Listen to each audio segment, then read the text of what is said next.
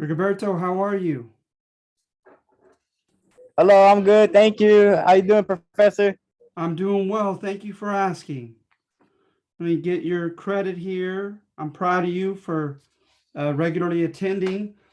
Did you have a chance to look at the videos that I posted regarding the American Goliath and also Turner's West? I was not able to watch the video yet. Did watch the video on test number one, and I believe you're talking about a video that was posted after test number one, right? That's right. Oh, okay. Yeah, I haven't got to that video yet, Professor. That's okay. So just go ahead and if you would in your own time, take a look at both of them, okay? And Sounds and good. yeah, hopefully they'll be helpful because had I covered that material last semester, I would cover it again right now. But my intention is not to because I just covered it last week with my other class. So I don't have any new material or anything to augment it, right? And so if you could on your own time, take a look at both those videos as they pertain to the two assignments. So one explains the Norte Americano Goliath growing large and becoming imperialistic and taking the West from Mexico. And then the second one is in the midst of the taking of the West, Turner has a romantic thesis about opportunity, about alleged equality of opportunity in the West. And you'll see a follow-up right up to it whereby the writer doesn't buy that at all as it pertained to Latinos. Okay, All right, sounds good. I'll make sure to watch those videos probably even after this class today. you got it. That sounds great. Thank you for those videos, All by the way, right. Professor. So no, thank you. Thank you for attending. I'm going to give you 10 points rather than 5. So I'm very grateful that you're here. Awesome. For sure. Thank you. Appreciate that, Professor. Now the least I can do. So if you can get a chance, I just posted this, Rigoberto, and so there's no way you could have had time to look over it yet on my part. Um, but when you have a chance, also, this is not due until the 14th. Um, but like I said, I would be nothing but just absolutely redundant if I did the previous two assignments um, again here. Everything I have to share at this point in my scholarship of reading, I have stated last week in those videos. So with this one, right, this is the Gilded Age, and it was termed that by Mark Twain, implying that it was glittery and rather impressive at the veneer, at the surface, but you scratch the surface and you could find some uh, degrading, uh, just malevolent um, truths underneath the glittery surface. And so at the time of the Gilded Age, what I think of is I think of like corruption and the political machines and the political bosses. I think of labor strife with labor unions fighting against their employers. And I also think of the robber barons, right? Rockefeller, Carnegie, and others who virtually monopolized entire industries because there was not a lot of regulatory uh, action and statutes uh, on behalf of the federal government. The big businesses pretty much did as they pleased. So you look at Jay Gould and some of the dirty and unethical and untrustworthy and deceitful things he did in the stock market to get rich. If you looked into him, you look at Rockefeller, and when he wanted to merge with you and buy your smaller company, if you did not cooperate with him, things could get rather ugly. And he had ways of punishing you for that. Um, and so what happens is consolidation. I also have a PowerPoint with numbers there of like numbers of mergers that were documented, and it's pretty ugly.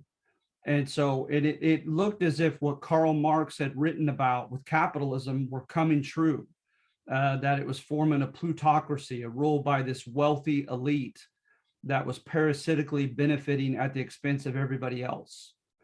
And so into that context, and then another big thesis, I think, on this topic, when I think of the Gilded Age, is Trachtenberg. Trachtenberg wrote about the mechanization process, about how machines began to displace human labor and simplify it and make it more expendable. And with mechanization, it took on a life of its own, Trachtenberg says. And it almost forced, and this is very argumentative, it almost forced the robber barons and the employers to be ruthless for the bottom line of profit and staying successful, that they had to pay their workers very scantily, and cut corners on production, raise up their prices at times, lay off workers during recessions, et cetera, et cetera. And so those are some of the things that I think of when I think of the Gilded Age, when we get into the plight of Latinos. And then you also have the recurring theme from the West, from the assignment that you may not have finished just yet on Turner's thesis, but the prevalence of racism in the United States in the 1800s. And not just racism, but then they began to put in the Gilded Age a scientific label to it. We call it pseudoscience, so-called science, because there's no scientific validity to it today. But categorizing people into different races and trying to surmise how far each race had evolved with the assumption of exospecies evolution from primates, right? As the scientific community was beginning to popularly accept by the late 1800s. And so the argument is that Iberians, people from Spain and Portugal, were not as evolved and not as civilized and progressive as Anglo-Saxons and Teutonic people from Northern and Western Europe, even though Iberia is Western Europe, go figure, but it's just south of them. And then how much more when the according to the sources, and remember the sources you'll find in Turner's thesis assignment, you could find it in newspapers, you could find it from politicians, you could find it in popular correspondence, etc. The assumption that Mexican Americans in particular were a mestizo people, right? We're not just Iberian, if that weren't bad enough to the racist Anglos, but that they were also half indigenous, half Native American, and had that blood in them as well, which they thought even lower of than they did of Iberians. And so put those together and you won't be surprised by this handout that we have. But I'd like to put this, let me try to put this in web layout. There we go, where I could at least go up and down. But a number to look at is like number 2. Karl Marx was right. Capitalism is an unfair economic system rigged for the rich. So you may want to take a look at that before you do the assignment. This is a supplemental assignment for my US history class that just gives you context of American history up to this point, or at this point that we're dealing with the Latinos.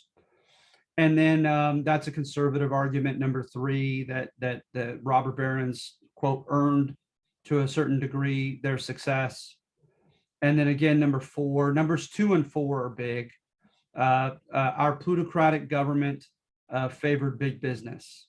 So you may want to take a look at that as well as you're preparing to do the industrial era Latino assignment. So I'm going to switch it to that assignment. All right. Let's see here. to Americano Live, Latinos and Turners West. I have a lot of them opened here. Bear with me, sorry. Show all windows. Here we go. Let's put this in web format as well.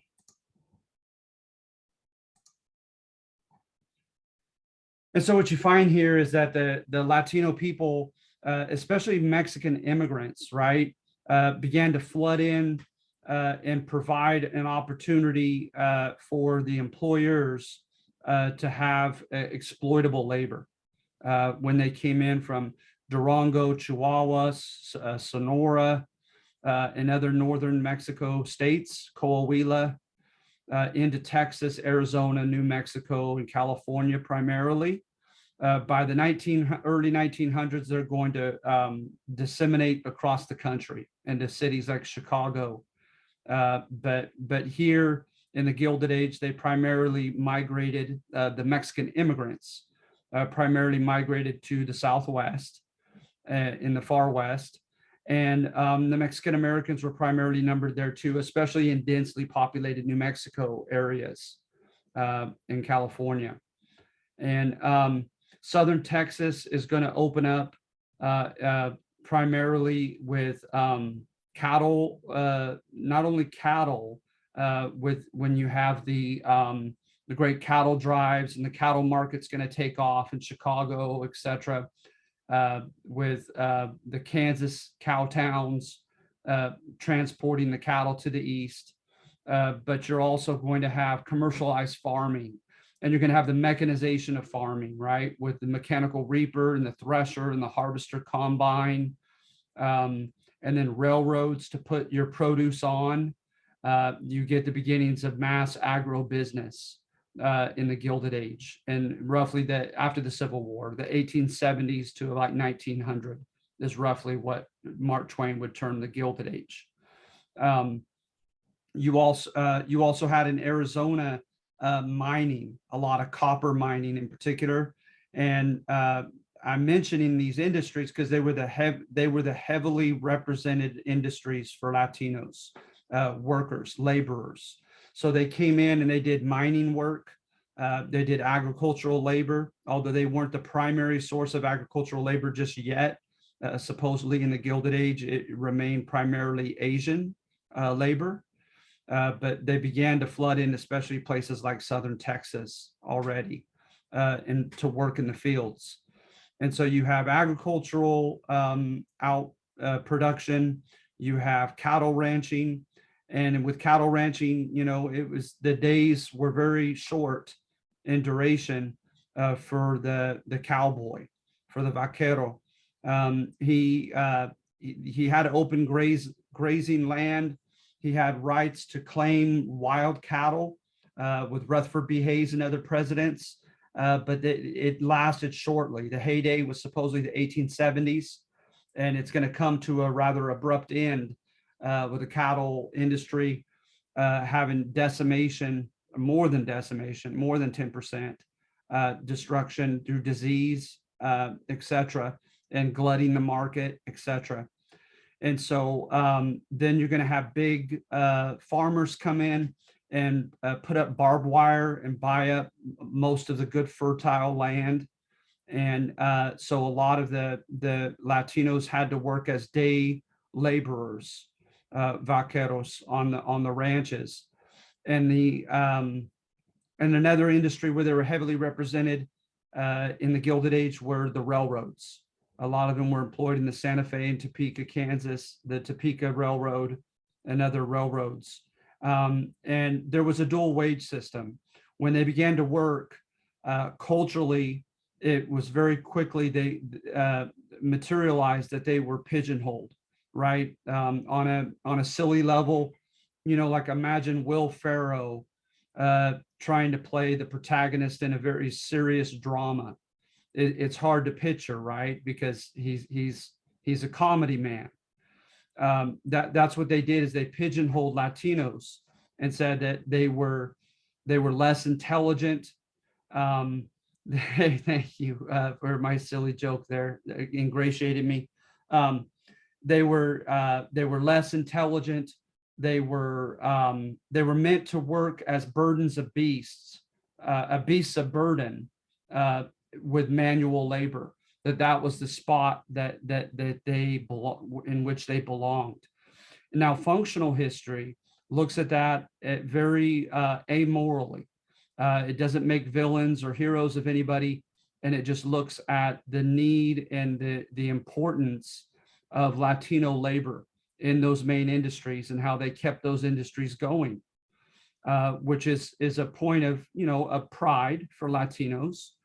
But then in other conflict history, other historians, like a lot of Chicano historians, they say, no, we're not going to stop there.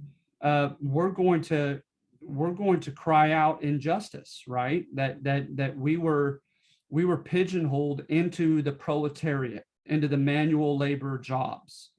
Another sector where they were largely confined was the service sector, as cooks and cleaners, etc. Criadas, right, like maids, and other service sector jobs, dishwashers, etc. And in the factories, the beginnings of like the fruit factories, etc., and canned meat and canned fruit at the end of the Gilded Age came about, and a lot of Latinos became stuck in those jobs. And the operative word there is stuck. The idea to conflict historians is like, no, the American dream was not open to us. We were deprived of it. There was clearly a glass ceiling, and by glass ceiling that they usually use to describe the plight of women, right? It's that you don't have to have actual just overt laws that say we will not pay quote Mexicans the same salaries as Anglos, or we will not promote a quote Mexican to a foreman or supervisory position, that he or she's going to stay in that lowly position. But they just did. It didn't have to be institutionalized by law, by formal policy. It was just a practice de facto that just happened. And so a lot of them found themselves in desperate straits with dual wages, one lower salary for themselves and a higher salary for Anglos. And, you have that irony is that there was already began to be a curious contradiction was taken on. And is that during the gold rush era, they actually claimed that Latino people were, amongst other things, that they were lazy, and that Mexican California was slow and it wasn't up to date and progressive or enterprising economically, partially because the inhabitants were lazy. But then you have the reality, right, of them doing backbreaking hard work from day to day that no one else would want to do. So you see this quote here at the bottom of this page. To bring the ore to the surface, each worker carried a 200-pound pack strapped to his shoulders and forehead. Their nerves straining and muscles quivering, hundreds of these carriers ascended perpendicular steps in darkness lit by candles on the walls.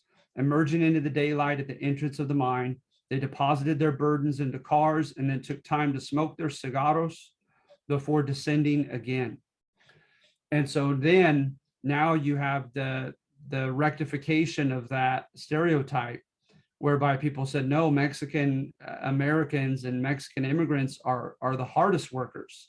They and the Asian laborers developed a similarly positive stereotype. And so hence they became the ideal laborer for people to have. And again, contending that they were more primitive and even animal-like, and we'll get further into that when we get into the next assignment on imperialism during the Progressive era. I want to save that for that topic, if you don't mind. But contending, right, that again, like that's where nature intends them. I think of like Aristotle in his term natural slaves, that some people were built with strong bodies, hardy constitutions, and physically can endure great hardship, but they're not psychologically, emotionally, intellectually adept enough to do anything else. So it's as if nature itself or God has intended for them to stay in that bottom rung of the socioeconomic ladder. And so you had the Latinos had to contend with. So Jorge Iber and Arnaldo de Leon, in their book on Hispanics in the West, they use the term proletarianization, that the Latinos were pigeonholed into the proletariat, like Will Ferrell into comedies, that's where they belong. And so when they tried to leave, oftentimes their only options were to team up with one another, and even that didn't work very well. Oftentimes, was to team up. When you see communal lands in New Mexico, for instance, they couldn't stand a legal chance against the big corporate ranchers and others who began to earn the rights or buy the rights or swindle the rights of those village communal lands in the courts of law. And so then you also had, because you had like the Grangers trying to team up with one another amongst the poor Anglo farmers and others as well. You had the Gorras Blancas, the white hats, and they formed a political party.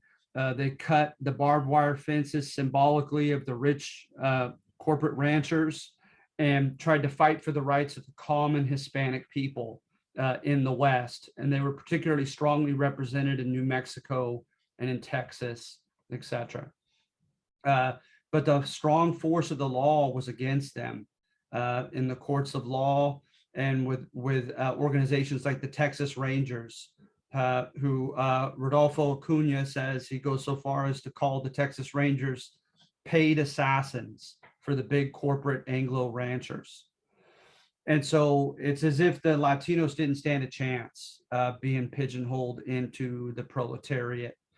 And sometimes they try to unionize, but the major unions like the American Federation of Labor, the Knights of Labor, sometimes did not accept Latinos into their ranks. And they were never well represented in those major unions. So they tried to form their own unions, which didn't have all the resources that the bigger unions had to flex their muscles.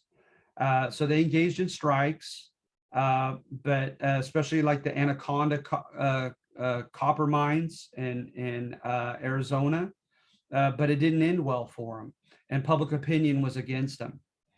And so the options, it seems as if the options just began progressively shrinking for Latinos when it came to the American dream and being able to make a good material life for themselves, to earn a decent wage, to rise up and join the white collar class, people that didn't work with their hands.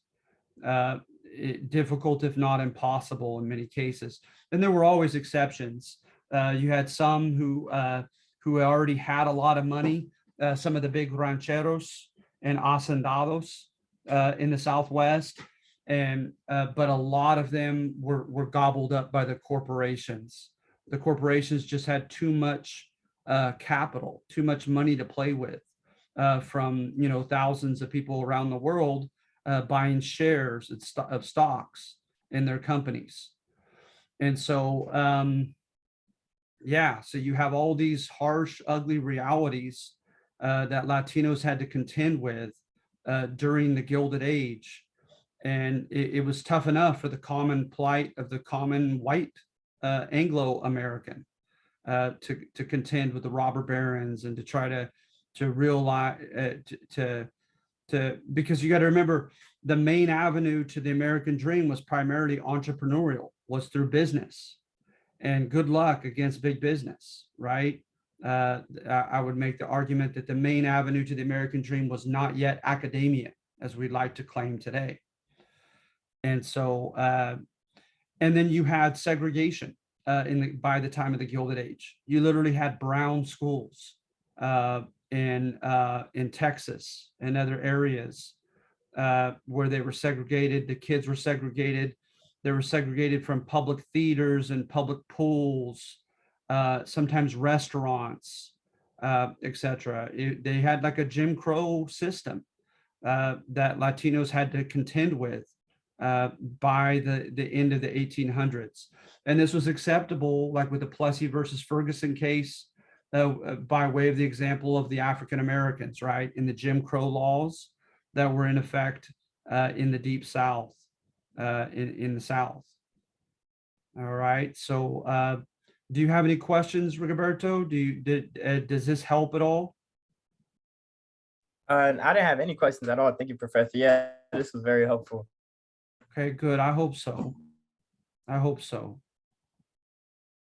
All right. So yeah, trying to think of anything other major theme or another major facet to this topic that I haven't mentioned. But those are seem to be the major components to the narrative of the plight of Latinos during the Gilded Age. It's a rough picture. It's a tough picture. Conflict history seems to prevail. That there were winners and losers, and that we ought to empathize with those who lost. I did have one question, Professor. Yes, please. Where does the word Anglo come from when you say Anglo-American? That's a great question. Is that in the class or? No, that's a great question. From Anglo-Saxon England. At the fall of Rome in the 400s, the Angles and the Saxons took over England. And ironically, right, we always think of just English as Anglo, Right. but the Angles and Saxons were Germanic, and they had a Germanic language, etc., which is ironic, right? That is ironic. I did not know that. Yeah, and so Germanic, you say? yeah, Germanic, absolutely. Wow. Yeah, and so the English language has more Germanic roots to it than Roman Latin roots. And you could probably say the opposite with Spanish, right? Spanish has more Roman Latin roots to it. It's more Latin based as a Romance language than it is Germanic. Wow, that's very interesting to note. I did not know that. Yeah, no, I love this stuff. I'm a history nerd, and I try to dive into other things besides U.S. and Mexican American history. It's been a while for me as a student studying that stuff, but I try to on my spare time to read extra stuff like that and get context. But yeah, so I'm sure there's so much more to it that I don't know. But yeah, that's the term for Anglos or Anglos, and that the Hispanics or Latinos kind of ascribed to white Americans. And there's a lot of truth to that, is that a lot of them are, English or Scandinavian or Germanic. I don't know so much about Germanic, but especially English, the British Isles, English, Scottish, and Irish. And so it's I don't know how fair that term is as far as just encapsulating, because literally, like I said, the term implies English, of English origin. But it is what it is. That's what the term that the Latinos began to identify white Americans with. All right, cool. Awesome. Thanks, Professor. No, thank you. I enjoy having you. So yeah, you have those, and then you always had exceptions. So for instance, like San Antonio, Texas, supposedly had a well-represented white-collar Latino class, which was described as out of the ordinary, as anomalous. But you had intellectuals who brought Mexican culture from Mexico, from Spain, had their own Spanish-speaking newspapers, were lawyers, were writers, newspaper writers, etc., teachers, etc. So you had a few exceptions like that. You had the Santa Fe Ring, and the Santa Fe Ring, it was comprised of Latino as well as Anglo Americans, who really threw their weight around for their own profit in politics in Santa Fe, New Mexico. And so some did well for themselves in that way. And some of the large Titan rancheros from Southern California, and then, Mariano Guadalupe Vallejo, some of them continued to be elected into office even after the Anglo takeover, and kept large properties and had laborers, tend to their fields, etc. But they tend to be the numerical minority. That definitely wasn't the case with the majority of Latinos. And what the Latinos did do very well is they retained their culture very successfully, right? Their language, largely rites of passage with young men and women, marriage ceremonies, a lot of it tied to the Roman Catholic Church. Latinos have held on to rather successfully, despite being kind of pigeonholed into the proletariat. All right, and so yeah, that's everything that's coming to mind. I'm sorry I don't have more, Rigoberto, but that's all that's coming to my mind at this point. All right, cool. Thanks, Professor. All Real right. interesting. Well, like I said, especially you being the sole person the last couple times, I can't thank you enough for attending. I'm going to give you 10 points rather than 5. Awesome. I'm very grateful and very proud of you for doing such. And I love having you. And so, yeah, I'm gonna try to do this again on Friday.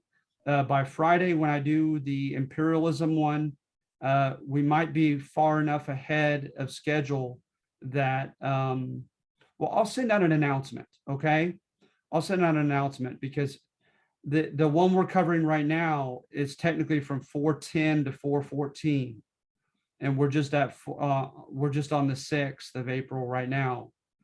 And so we may be far enough ahead that I may not do it on Friday and wait for next Wednesday. But I'll let you know as a class via a Canvas message, okay? All right, for sure. Just look out for the message if we're gonna have class on Friday or not. Then, right? That's right. Or is it a for sure we're having class Friday? Or No. If you don't mind, wait for an announcement. okay, for sure. All right, cool. All right. Thank you, Rigoberto. All right, thanks, Professor. Is that it today? That's it. That's it for today then, okay? All right, for sure. Hope you have a good day. You too, Rigoberto. Nice to have you, bud. I appreciate you. Likewise. Thank you. Have a good day.